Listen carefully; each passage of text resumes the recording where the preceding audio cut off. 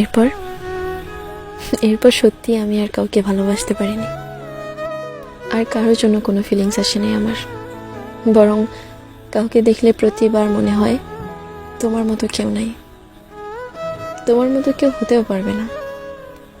আর কারোর জন্য বুকের ধোকানিটাও বাড়ে নাই জানো, যেটা শুধু তোমার জন্য এসেছিল।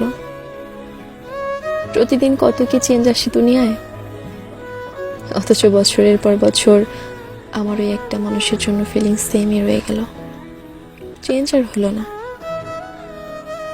আমরা বাঁচি কয়দিন বলো তো? এই ছোট্ট একটা জীবনে বেশি কিছু চাওয়ার নাই। তোমাকে চাইলাম, সেটাও পাইলাম না।